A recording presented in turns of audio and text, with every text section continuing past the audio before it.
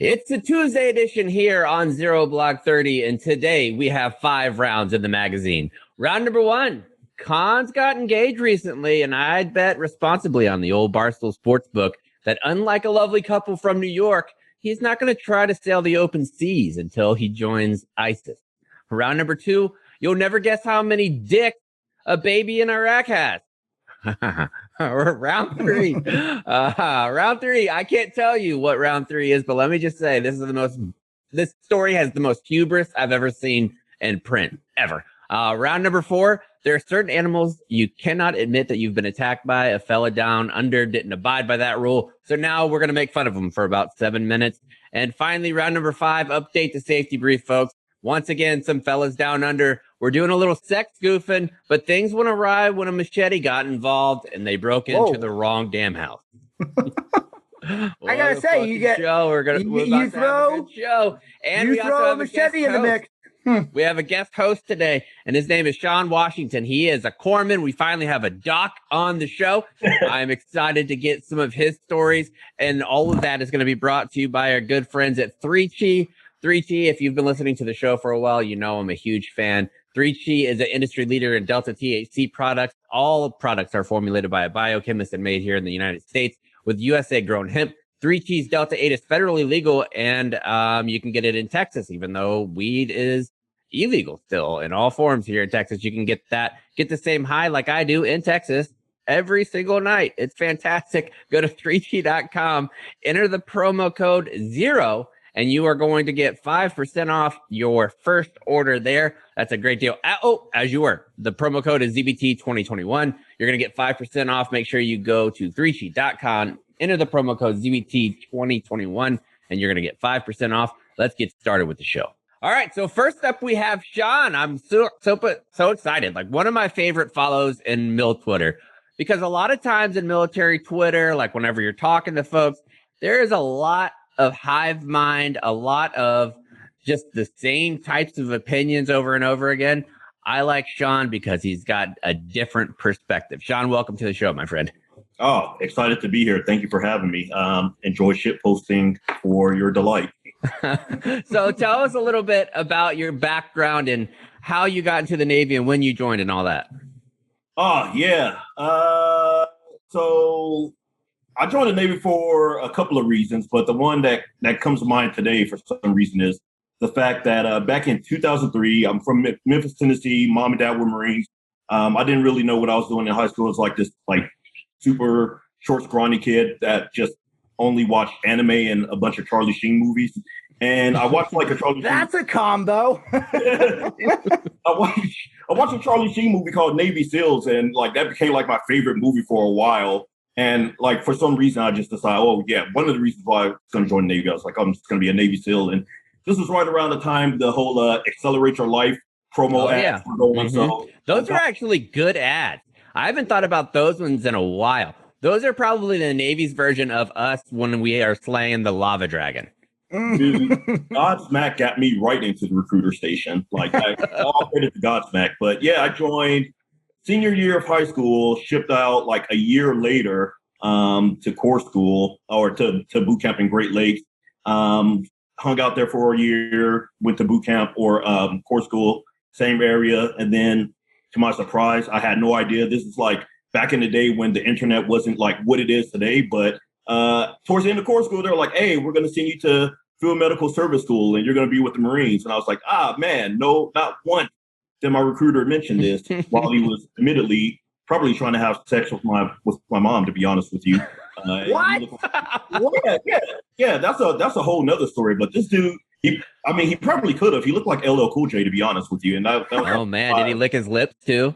Yeah, man, of course. That was the vibe back in the early 2000s. But yeah, he never mentioned at any point that, you join the Navy, you'll be a corpsman, you'll get stationed with the Marines. But that's interesting because I hadn't thought about that, because we got fucked too. When I was at Marine combat training, there was certain 58 field, you're thinking, I'm going to go be an MP. I thought I was going to be an MP or a dog handler or a SWAT team member or something like that. They told us at MCT, no, there's also corrections. You guys can work in jails and you'll essentially be working in military jail. Every one of the 5800s that was there was like, no, I don't want to do that. I don't want to just be in a brig. Well, dude, the way he sold it was like, oh, yeah, you ever watch ER? It's like ER blowing the ship. And I was like, yeah, but I want to be a Navy SEAL. And he kind of looked at me. It's like, yeah, you could do that too. I think like in the back of his mind, he knew that just was going to happen. And actually, I almost drowned in boot camp. So that's when I realized it wasn't going to happen either. Because I feel like you should probably be a little bit of an above average swimmer if you're going to be. Yeah. You know, Charlie Sheen makes it look incredibly easy. And both of your parents are Marines, so they must be good swimmers. I don't know. I've never actually seen them in the swimming pool. That's content. Challenge your dad to a race across the pool. That was a good one. Yeah, I just assumed that they do. But yeah, I ended up getting stationed in Okinawa with 3rd MLG. Went on a couple of humanitarian aid missions, earthquakes, tsunamis, and all that stuff. Sri Lanka? Yeah, as a matter of fact. I was there too. Oh, wow. Yeah, I was there. Mm-hmm. Yeah, Sri Lanka. And I was on Okinawa the same time you were too then. What? That's cool. 2005 to 2009. Oh, wow. I had no idea. The only thing I remember you ever mentioning about Okinawa is how you said you like to take, you used to take baths in the barracks tubs. And I was like, that is the most psychopathic thing I've ever heard anybody ever admit, like on air. I also used to take bath in the dogs' bathtubs on Quantico. My kennel master came in. I was a sergeant still at the time. And we didn't have a staff NCO or officer up there. And whenever I was I was kind of in charge, and I was taking a bath in this dog kennel that's dirty as fuck, bubbles and everything, like the dog shampoo bubbles. My new boss walked in and was like, "Who the fuck are you?" And I was like, "I'm Sergeant Cothran." She's like, "You're the dude that's in charge?" I was like, "Yeah." Was that their voice? Yes, at your service. Baths are gross. I cannot take a bath in a bathtub unless it's like a brand new bathtub that's never been like bathed in ever. They just come on. Baths are good every now and again. Chaps takes baths daily. That's a little bit of a psycho move. I probably take 3 or 4 showers a year. Everything else is bath. I mean, whatever. So you go to Okinawa and you're hanging out, and then you did some deployments and stuff too, right? I see pictures floating around. Oh yeah. I deployed with 2nd Lab Battalion. Shout out to 2nd Lab if anybody's listening. From there, over in Cherry Point, went to Iraq a couple of times, and then after that, ended up going to the Wounded Warrior Regiment in Quantico. So maybe our paths crossed there at some point. Probably, I was getting tickets and stuff to Nationals games. Yeah. Quantico from like 2009 to 2011. Got out of the military. Had no idea what I was going to do. All of my medical training didn't cross over or translate over to any like civilian. See, that's bullshit, right?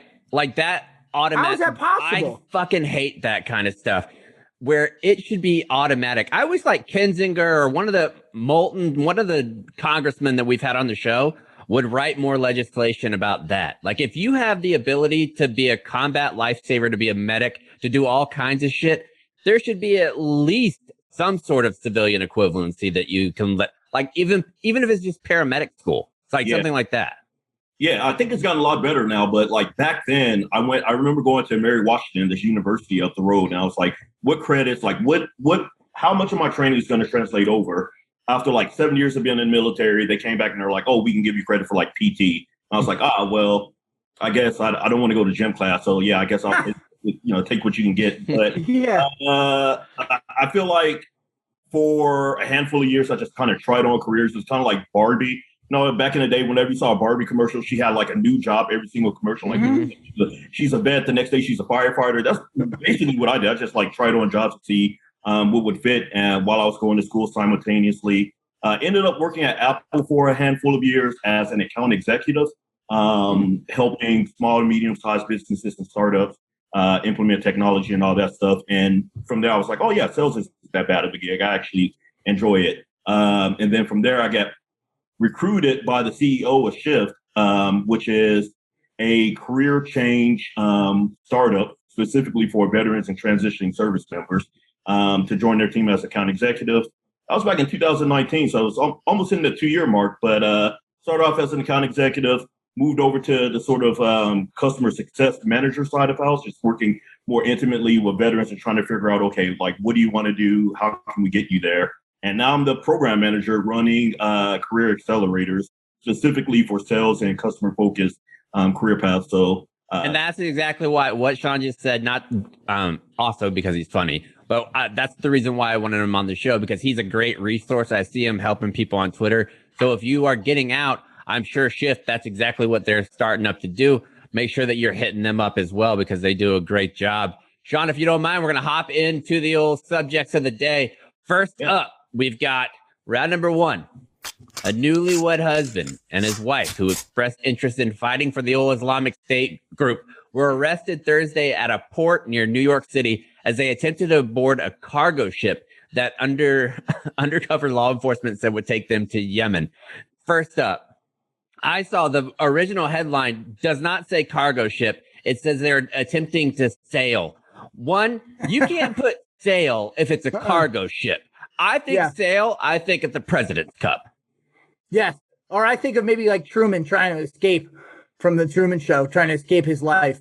I definitely don't think cargo ship. No, that's not sailing at all. No, I'm thinking like the talented Mr. Ripley, where everybody's just rich and they're like, let's just go. Yes. I'm like, why are these rich people on a sailboat trying to go fucking help out ISIS? That doesn't make a lot of sense. James Bradley, who's 20, and his wife, Arwa Muthani, she's 29, were taken into custody on Gangplank in New Jersey. What the fuck is Gangplank? That's like the thing that goes from the dock to the ship. That's the gangplank. That's what it's called? Yeah, that's how you get onto a ship. The gangplank. Weren't you in the Army? How do you know that? Yeah, how do you know that? Sean, I am worldly. Officer. They probably teach you sailboat knot tying at West Point. That's all we learn at West Point. How to be more uppity. Gangplank? I've never heard that. Have you, Sean? No, I've never heard anything like that before in my life. That can't be a Navy term. That's got to be something Khan's made up. It could be, but like all the Navy terms were replaced by Marine Corps terms. All I remember is Ophir Johnson and Archibald Henderson. The Grand Old Man of the Marine Corps and the first woman to serve. Love it. Was it? So they were charged in federal court in Manhattan while attempting to provide material support to a designated foreign terrorist group. Bradley Muthana made an initial court appearance on Thursday and were ordered jail without bail. Yeah, you think? Manhattan U.S. Attorney General said in a statement that the couple's plan to wage attack against the United States had been thwarted, and she proved it because they were in jail. Like, it's very difficult to continue to try to attack people while you are in jail. Bradley of the Bronx expressed support for ISIS and spoke of his desire to join the group overseas and recorded conversations over the course of a year with an undercover enforcement officer. Bradley also spoke to the undercover officer who led him to the ship about potentially attacking the United States military academy at West Point. Bradley sought to transit to the East Coast, to the Middle East by a cargo ship because he feared he might have been on a terrorist watch list. In 2019, he planned to travel to Afghanistan to join the Taliban and attack American soldiers, but changed his mind because of ideological differences with the person who he was supposed to travel with. What could those possibly be? I know. Like, we can agree on a lot of things except for that. I mean, you are trying to go to Afghanistan to fight with the Taliban, and somebody else is willing to do that with you. I cannot imagine what gets in the way of that, because there's not a whole lot of people that you can be that could be your battle buddy. That's true. You know what? It comes to mind. They probably didn't agree on what shows to watch on the travel over there. Yeah, because if you're just going onesies and twosies, you don't have a share drive. Right, exactly. So that would ruin the closest of relationships if you can't agree on a show. Yep. So him and his wife, she was from Alabama. She expressed support for ISIS and discussed Bradley's plans to travel to the Middle East to fight on behalf of the group. After her arrest, she's got fucking balls of steel. The other guy, he's a fucking puss. Like, he doesn't want to do it. He's going to get in a cargo ship because he's nervous about the terrorist watch list. Listen to this shit. She waived her right to remain silent and said, yeah, I want to fight and kill Americans. Fuck it. Well, that's a statement that will probably get you locked up for a very long time in our post-9/11 world. Like, that's gotta probably. Be probably. When does this come up in conversation, though? Like, she said it in court. No, but I mean, like, how did those two eventually discover? Like, oh yeah, is it on their Tinder profiles when they first met? Like, yeah, that's a good question, Sean. I don't know what you got to be watching a show and be like, maybe they were watching 24. Be like, you know what? I'm actually not on Jack Bauer's side here. Yeah. He's like, yeah, me too. She was probably the ringleader. Like, they always assume there's this assumption that it's always going to be the man who is leading terrorist attack. I don't think that that's what happened here. She clearly is the one. He doesn't even change his name. Like, he's got the same name. He doesn't really want to do this. He's going to a cargo ship because like maybe they'll get stuck in the Suez Canal. Possibly. But you're absolutely right. I think she's the mastermind. At 29, you got a little bit of a worldly experience, maybe. At 20, you are dumb. You don't know anything. Mm-hmm. So this was probably all her idea, and she just forced it upon him completely. And I thought I read it as 30. You're right. 20 years old. Like, yeah. He's a sugar mama and being like, look, you can suck on these titties, but you just got to go fight with ISIS. And he's like, this is probably his first longtime girlfriend. Probably a virgin. Yep, definitely. So that's what happens when you get mixed up with an older woman. Uh-huh. Well, I'm glad it was thwarted, as they said, because God forbid we have another attack on our own soil. That was stink. And Bradley told an officer that he and his wife planned on fighting upon his arrival in Yemen, and then he had a dream that he had given an oath of allegiance to ISIS leader Abu Ibrahim al-Hashimi al-Qurashi, prosecutors said. That's a strange little thing to do, like to tell prosecutors that I have the desire to meet up with the head of ISIS. That's smart. It's kind of strange that Bradley's like, oh yeah, as soon as we're going to land in Yemen, we weren't going to have sex, we weren't going to consummate the marriage, we were just going to go kill some people. And Yemen is not a spot that I want to go, man. No. Yemen is fucked up right now. That place is just... What's going on there is terrible. The three of us, we've all been to Iraq. Would you guys ever go back to Iraq just to see it now?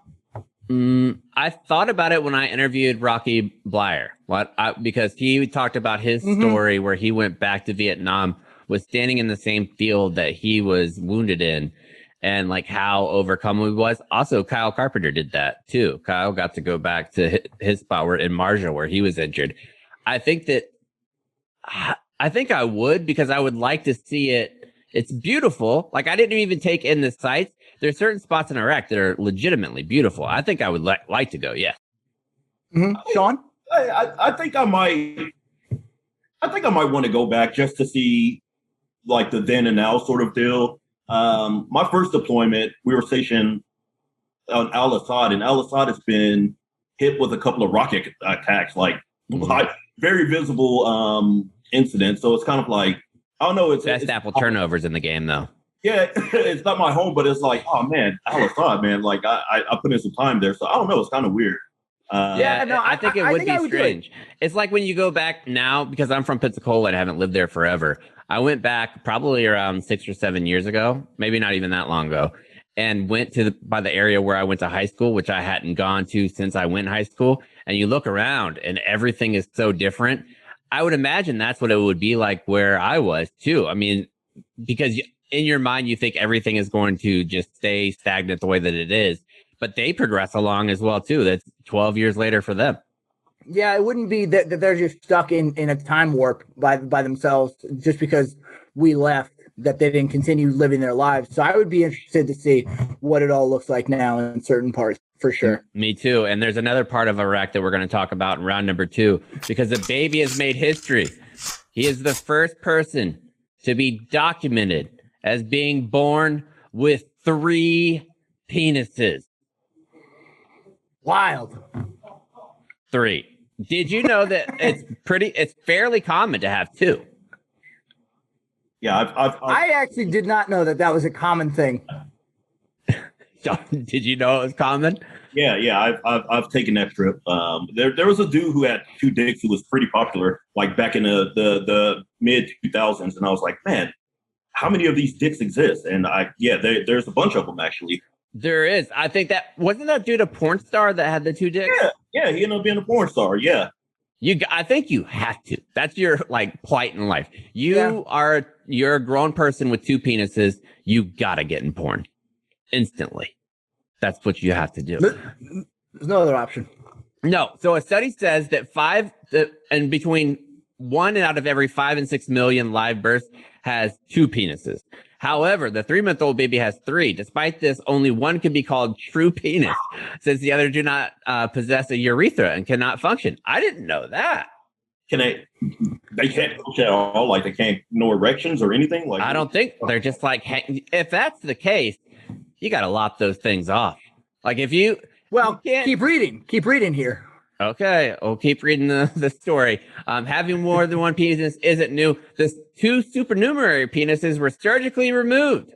With no adverse. See, I think you got to give it a little more time. Like maybe it's a slow growth, like a palm tree. Yeah, you got to live your life a little bit with 3 dicks before you decide to like just chop them off. I mean, who knows what can happen? I mean, you want to talk about like people getting up in arms now about circumcision? Circumcision is a huge conversation. Kate was talking about it the other day, like where you're chopping dicks off or like tips of the dick off. There's really no medical reason for a circumcised dick anymore. Imagine how pissed you would be if you wanted 3 dicks and your parents cut them off. Well, imagine how pissed you would be if your parents cut off 2 of your 3 dicks and the one that you ended up getting stuck with was the smallest out of all of them. Like, you know what kind of growth potential the other 2 had. They could have been like 12 inches, and now you're stuck with like, I don't know, 4 or 5.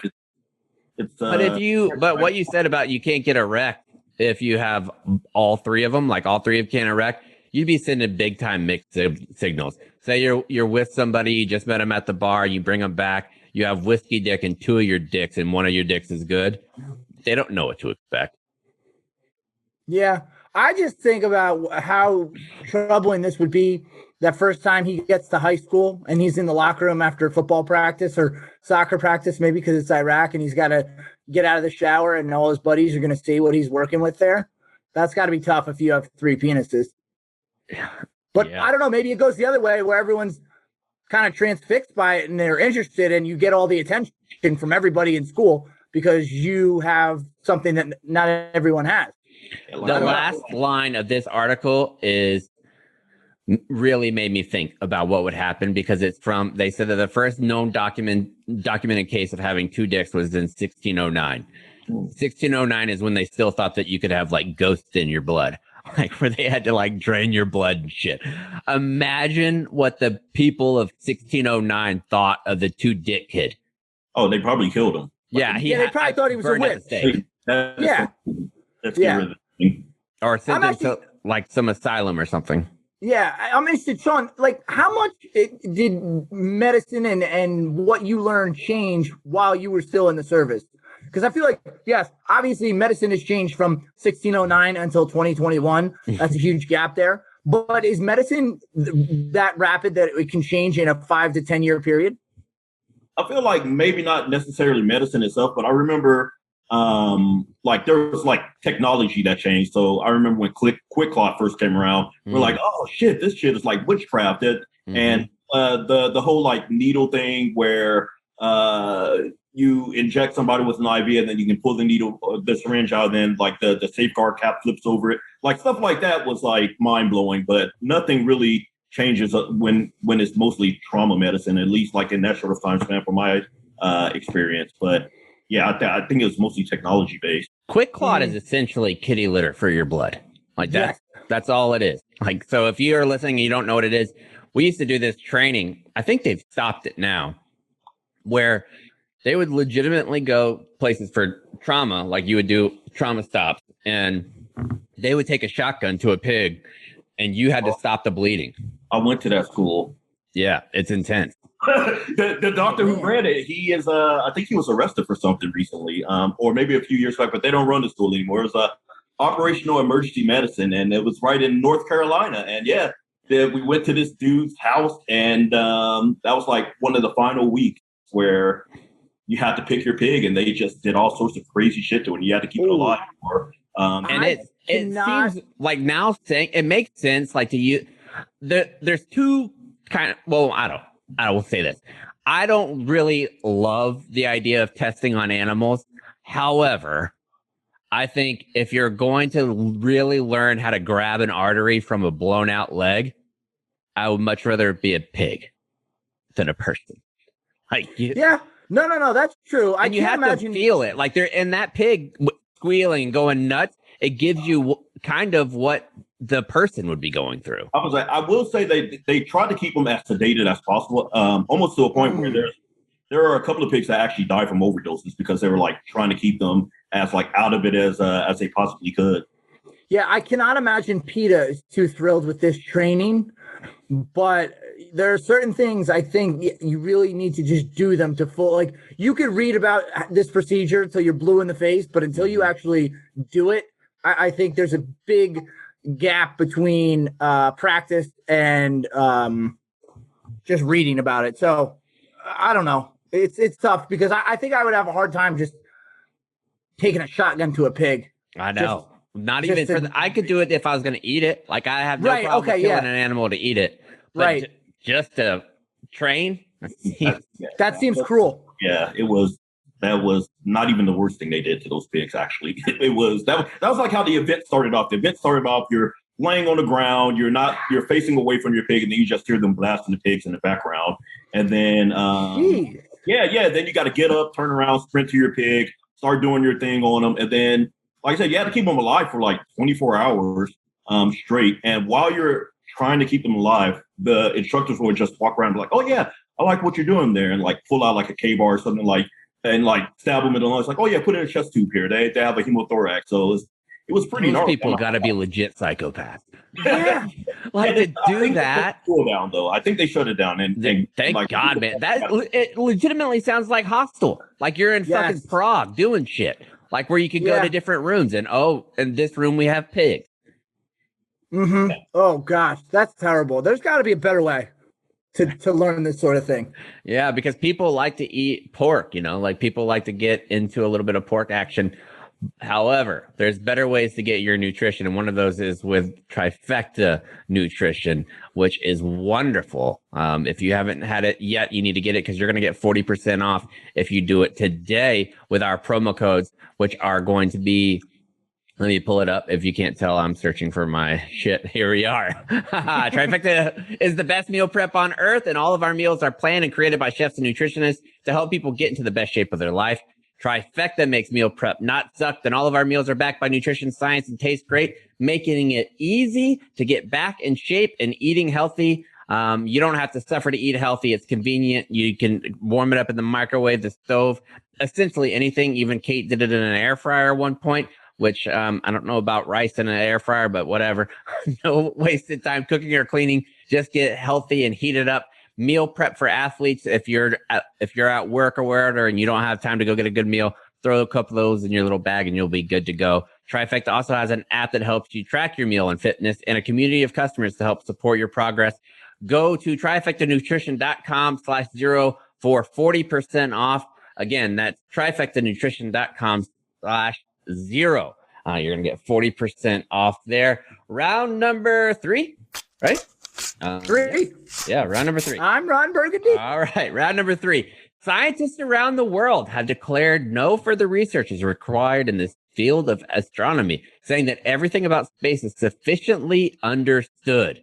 The decision announced today at the Virtual Global Consortium of Astronomy, Astrology, and Astrophysics Conference, AAA, was met with an applause but not surprise from the astronomical community. The Pluto thing distracted us for a while, but really we've been on the trajectory to finish our research since the early 2000s.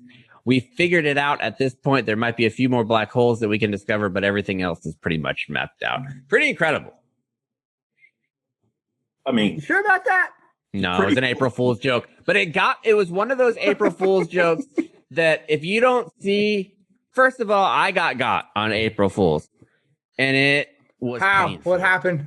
It was painful. Oh, no. Kittle, the tight end for the San Francisco 49ers, put out a picture of him photoshopped in a Jags jersey and said, thanks to the 49ers for everything, but looking for the next chapter. Duval. And I was legitimately so excited. I was like, because he's like Lawrence, we're going to have DJ Chark, we're going to have all these offensive star power, and now you're throwing in maybe arguably the best tight end in the NFL, top 2 or 3 at least. Mm-hmm. That would have been. I was like, I didn't even know he was up for a trade. I wonder I don't even care what we gave up for him. Like, it's going to be amazing. Didn't happen. This one, same thing. Preparing for the show.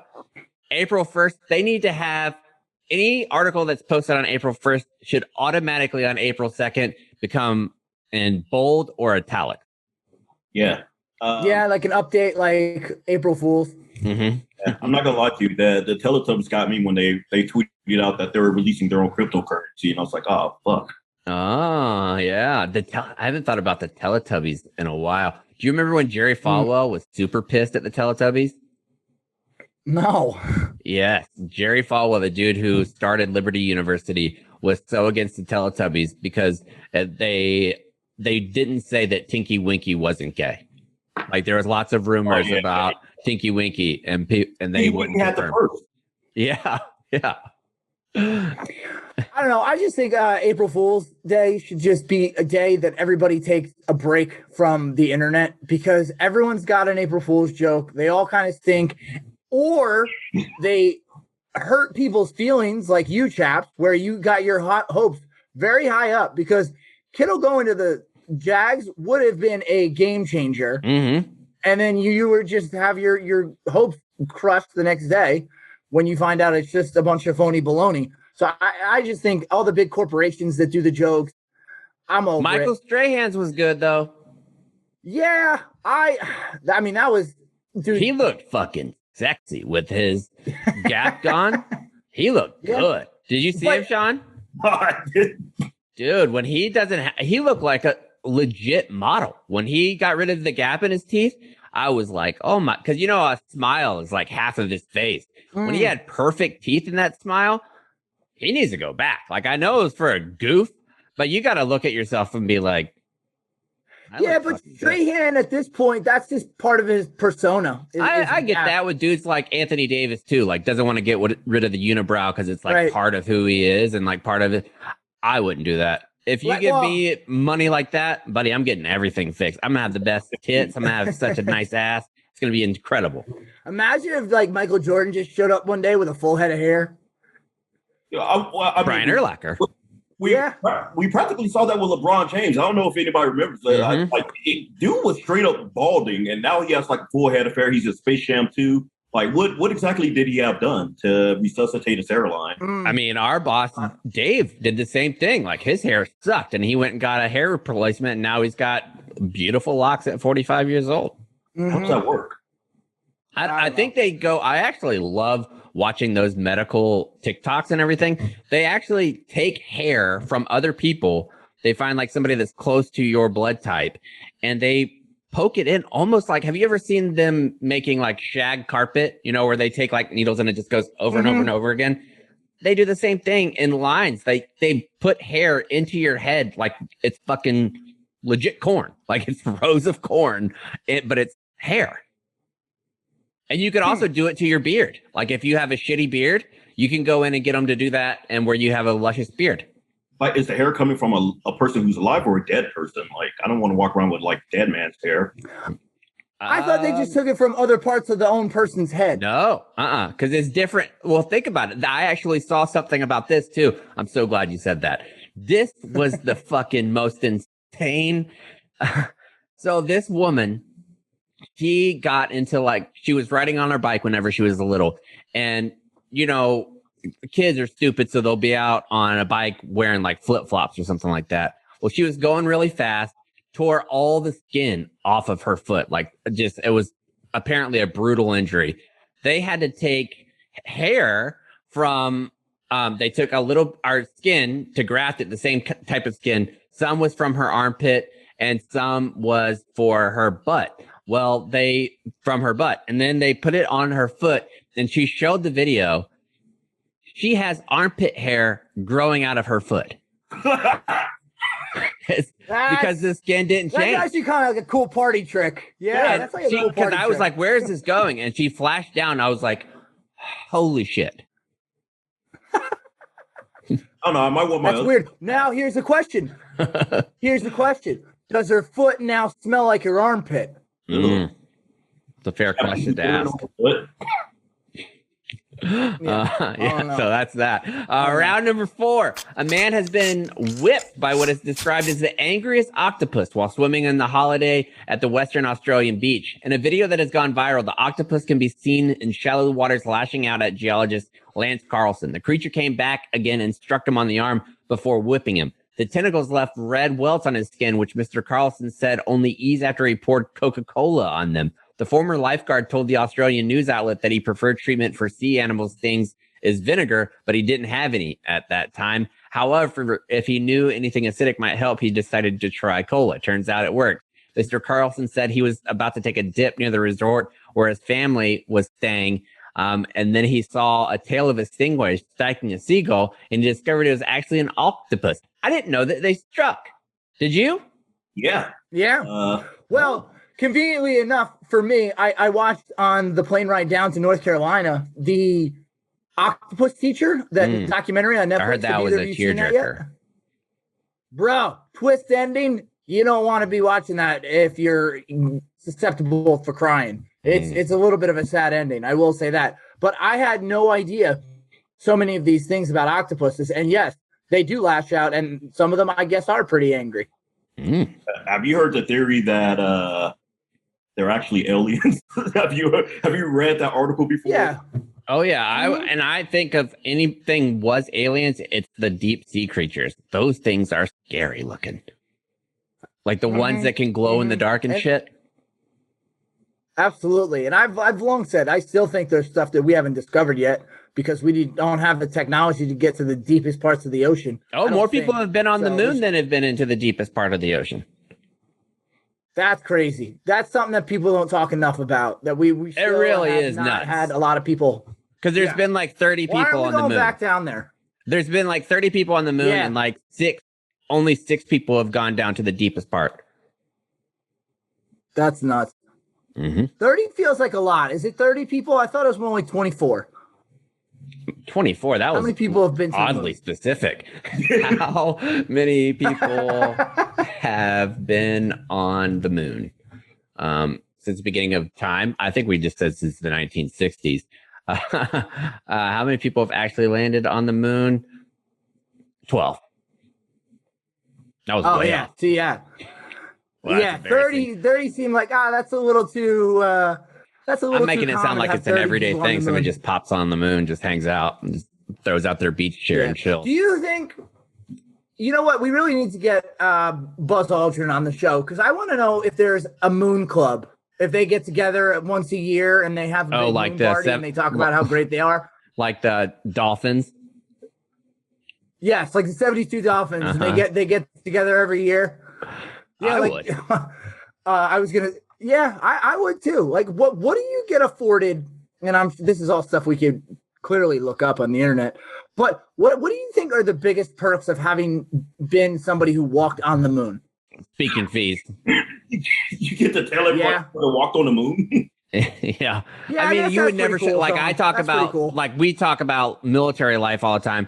If I went to the moon, everyone that I talk to, I would be like, oh, yeah, no, you might recognize me because I was on the moon. I'll be from talking about that shit. I'm like, bitch, I went to outer space.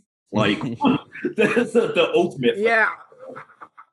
Yeah, you guys think I talk about West Point a lot. Imagine if I went to the moon. Forget it. I'd work that into every conversation. I'd become even more insufferable. Me too. Who else is insufferable is the fellas in round number 5. Because in a sex fantasy gone wrong, 2 men with machetes entered the wrong house in New South Wales, Australia, before quickly realizing their error. One of them has been acquitted of entering a home with a weapon in July 2019. An Australian media report said they had been hired to carry out a client's fantasy of being tied up in his underwear and struck with a broom. The judge concluded that the facts of the case are unusual, a little bit. The role play was arranged over Facebook by a man near Griffith, South Wales, who provided his address to the hired pair. He was willing to pay 5,000 Australian dollars if it was really good, the judge said. However, the client moved to another address away without updating the 2 men. Then he entered the home in the street of the original address, and the resident noticed a light on in his kitchen at 06:15. He assumed it was a friend who came to make his morning coffee. Who the fuck goes by somebody else's house to make morning coffee? That's the weirdest part about this whole thing. That's like something out of a CBS sitcom or something. I don't believe any of this pops story. over. I don't believe a second of the story. You say a friend comes over every day at 6:15 to make you coffee? What? No, that's not something that's normal. I don't think so. It's not. Yeah, that's no. When the men called out the name of their client, the resident turned on the light and he removed a sleep apnea mask he was wearing. It was then he saw them standing above his bed with machetes, which appeared to have been brought as props for roleplay. When they realized their error, one of the men said, "Sorry, mate," and shook the resident's hand. "Oh, righto, we're going to get these machetes and get you right out of here." Jesus, man. The two men then drove to the correct address. See, what are you doing? If you go into one wrong house, the thing's off. Yeah, you gotta call quits for the night. That's it. Done.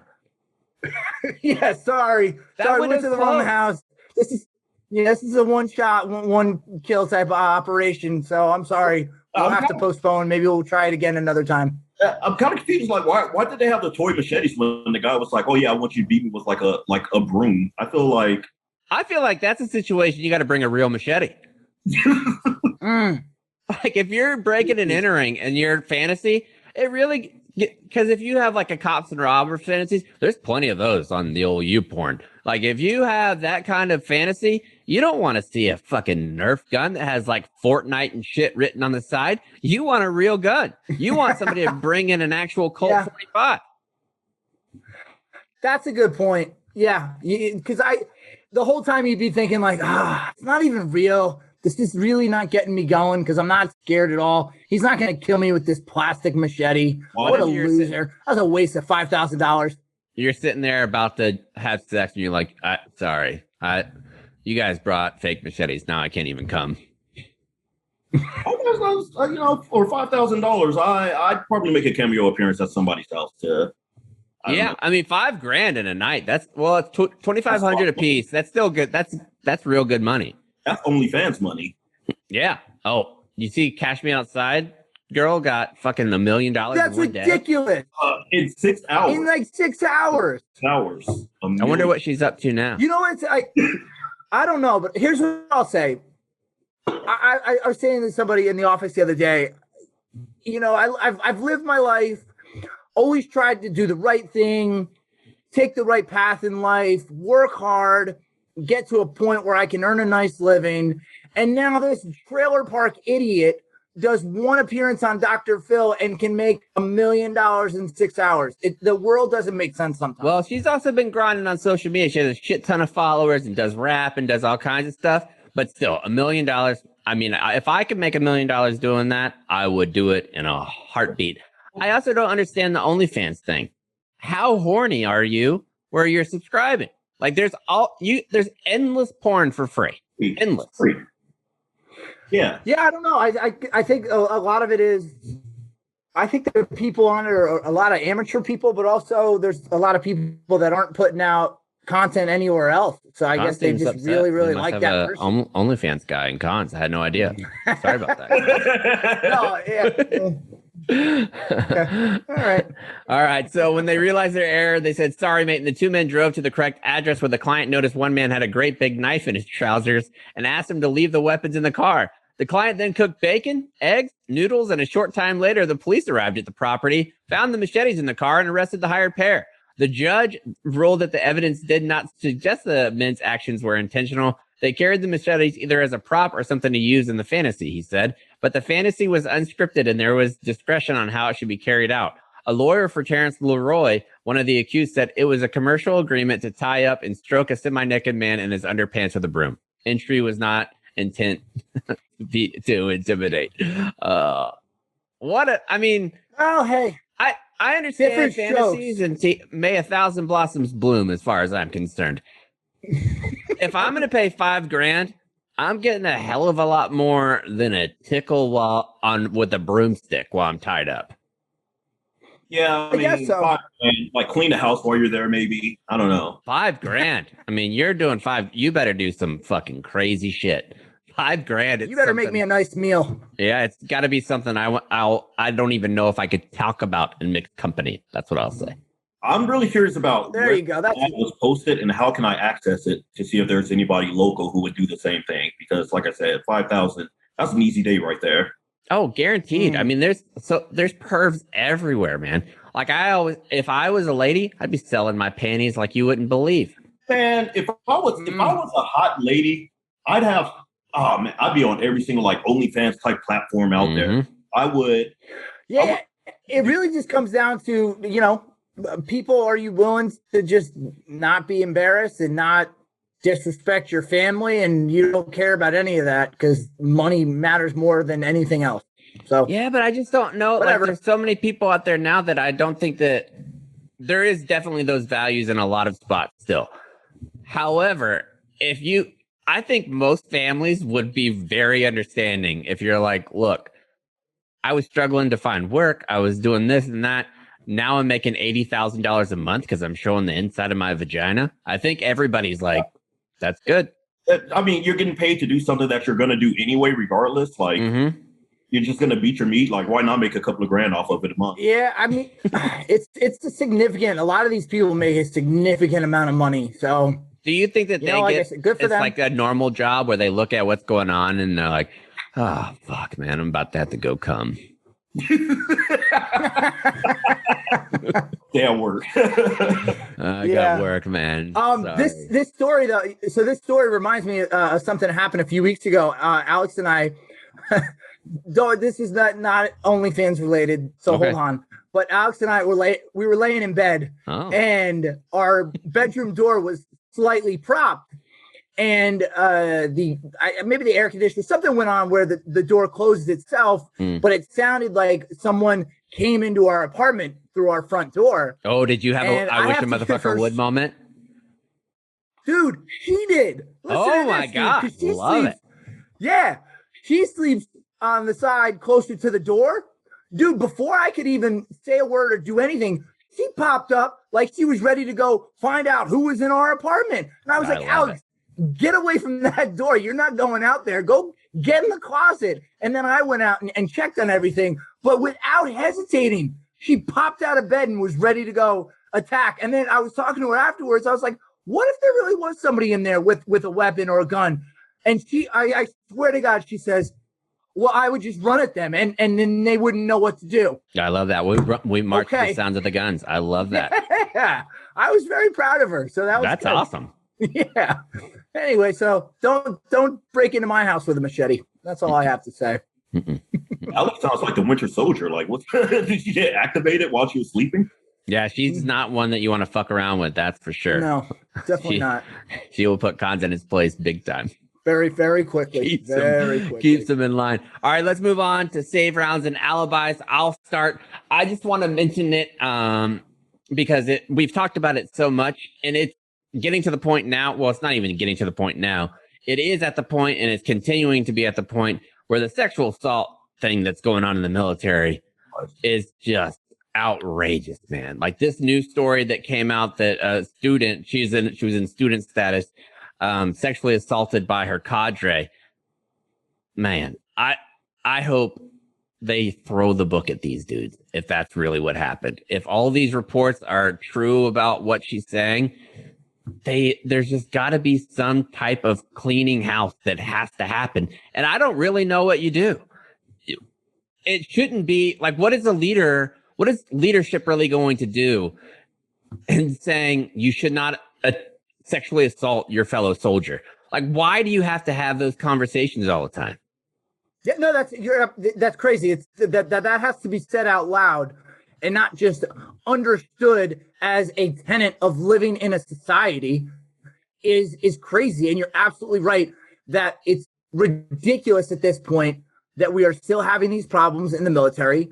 And I'm at a loss, though. I don't know what the answer is, unfortunately, because obviously if there was a quick answer, we would have hopefully reached it by now. Mm-hmm. But this continues to occur and something is broken. And more so than what they did at Fort Hood with the investigation into what was going on at Fort Hood, the Army and the military at large, for that matter, needs to take a very serious hard look in the mirror and figure this out, because this is not okay.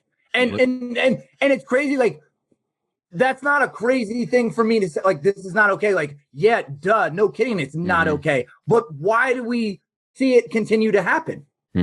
What's wild about that story is that I think they mentioned over a dozen people were involved in it. So from an institutional level, what type of environment are these people in where they're like, hey, I'm going to sexually assault this person. Do you want in? And then find like 12 other like-minded individuals who are like, yeah, I'm down. In leadership positions. Yeah. I think somebody said or in the article, there was a video and the word sex ring was thrown around a couple of times. So it's like, what exactly is going on that would create this many people who are just absolutely down to be awful human beings? I don't know. No, so that's a great point. It's like, all right, maybe one person, is a terrible, messed up person, and there's always that. Choices. There's always that 1%. Right, but then to have 12, come on, something's going on. So yeah, that's terrible. Yep. Chaps, as we record this, it is Easter Sunday, so we would be remiss not to do a little ZB history and talk about the worst Easter in the history of Barstool Sports. Yeah, so a couple years ago, I guess it was 3, maybe 4 years ago now, the Final Four was here in San Antonio, and Michigan was in it. So Dave and Dan all came down to San Antonio for the Final Four. Michigan was going to play Monday night in the championship game, and so the whole squad was still here. Everybody came over to my house. It was Big Cat and Dave and Tommy Smokes and Frankie. There's a bunch of people that came over, and I was going to cook a big Easter dinner. I woke up. I had my alarm set for 1 a.m. to go set the brisket out because cooking a big brisket takes a long time. I was going to be ready at like 6 o'clock that night. Got it on at 1 o'clock in the morning. I fell asleep. It's the cardinal rule of barbecue. Don't fall asleep. When I went back outside, the big green egg where I usually have this thing that keeps the temperature perfect, it fell out. And so there was more air getting into the coals. So my big green egg was 650 degrees when I went outside. So everything was fucking burned. I had to go get a smaller one. I ended up trying to save it and made nachos, and it was terrible. I feel bad. They had not brisket nachos on Easter, and now Dave every year brings it up.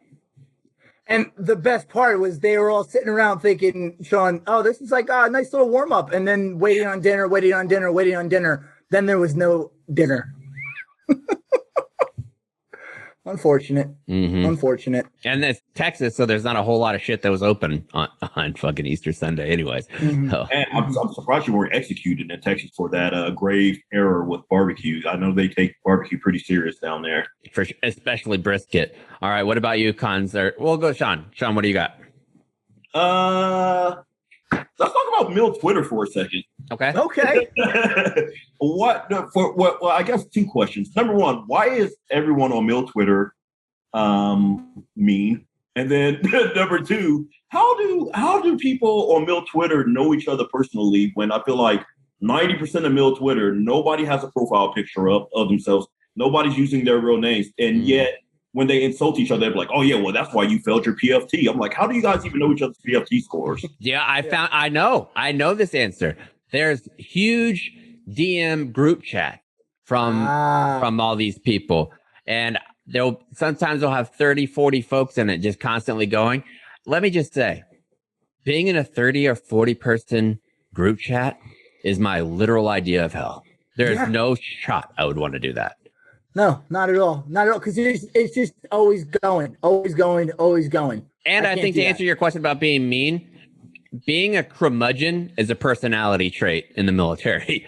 So I think that people just they continue to do that. They're just sad sack Sallies and sourpusses all the time. Cheer up, Charlies. Let's have a good time on here.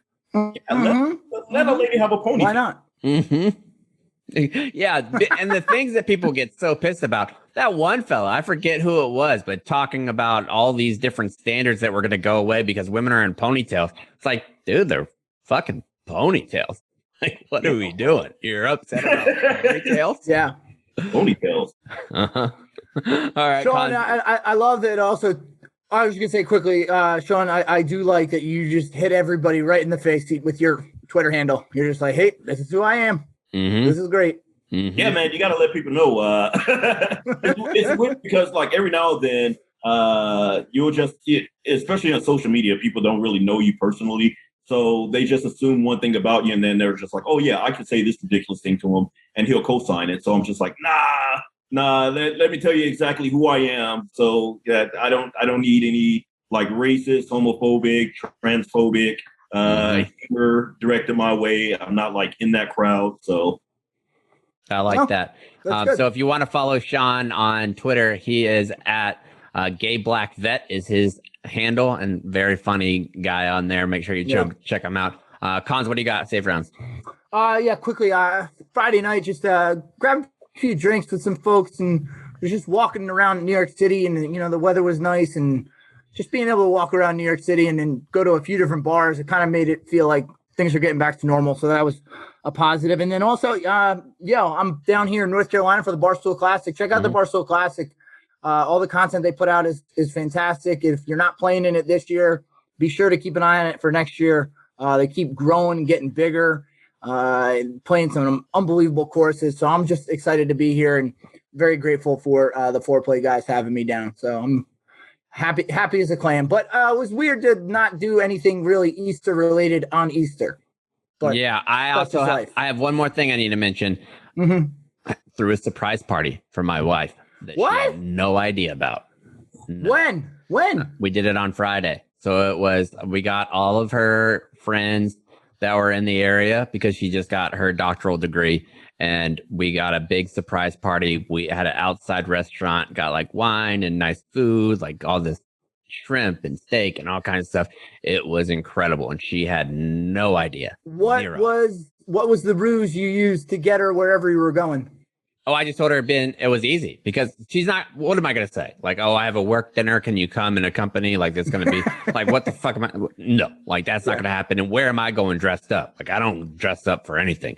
So I put on a polo shirt and some pants, and that afternoon, and she was like, what are you so dressed up for? I was like, oh, we're going to go out to dinner. The kids are going to stay here. It's been a stressful couple weeks. We both got the vaccine now. We're going to go out to eat and have a good time. And she was like, oh, sweet. So she thought it was just going to be us. And then we rolled in and all of her friends are there. That's awesome. And also, I love that the barometer for dressing up for you is pants. Yeah, that's true. Yeah, if I have a collar, it's basically a wedding. On today. Yeah. I honestly thought surprise parties only happen at sitcoms. So it brings me great joy to hear that you actually pulled this off in real life. Well, I pulled it off with the help of our friend Cassie, who is incredible. And I will say my shitty memory very much helped in me not spilling the beans because we had set everything up. It was all set up and completed on Tuesday. She texted me Friday at about lunch, and she was like, are you ready? Do you have a plan of how you're going to get her to the restaurant? And in my brain, I was like, for what? Like, I had completely forgotten about this surprise party because normally all my stuff is on the calendar, but we share a calendar, so she would have seen it. Oh, yeah. Yeah. All right. Smart. It's not, you can't put surprise party for your wife on the calendar. That'll probably be a pretty quick way to ruin it. So. Yep. All right. All right. I think I mentioned one more thing. Oh, absolutely. Oh, yeah. So just to put this out there, this is going to be a shameless plug for the company I work for. But if you are a transitioning service member or a veteran, Shift, like I mentioned at the top of the call, work to help you all identify various career paths outside of the military. Some of them include project management, sales and customer operations, data science, and all that stuff. But we have a couple of different programs that we run. One is this cohort-style based learning system where you're just in a group with a bunch of other veterans. It's super fun. You're all marching towards one common goal career-wise, and it's a great environment to leverage resources, exchange information, create access to opportunities and all that stuff. But even more importantly, we have something called Talent Spotlight. So if you're a veteran, you've already transitioned from the military, and you have a general idea of what you want to do, you can create a free profile. And by creating this free profile, this gives our hiring partners, who are mostly pre-IPO tech companies like ID.me, Better.com, Affirm, Snowflake, or some of them. But this gives our hiring partners visibility into you as a potential candidate so that if they have any open opportunities that are aligned with your expectations as far as salary, seniority, what you want to do, where you want to do it, then they can reach out to you directly and get the ball rolling on it. Awesome. I think that's awesome, Sean. I'm going to start pushing more people your way because we get DMs all the time, advice about transitioning, and you know I can only give so much advice. I don't know. I got lucky. I'm not sure. You're a great. Yeah, well, actually, both of you all are great post-military success stories. Like, did you all ever imagine that while you were in Iraq, years later down the road, you'd have like this show and become a huge voice in the veteran community? No, not at all. I thought I would do 30. I thought my goal was to be Sergeant Major of the Marine Corps. That's what I wanted. I was like super about it, but I never would have thought this. I'm thrilled that this is where I was at, but I know and recognize the fact that I got incredibly lucky. We also got lucky with having Sean on the show today. Sean, thanks for filling in. We appreciate your time, man. Thanks for having me. All right. We'll see you guys next time. It's On the Retreat.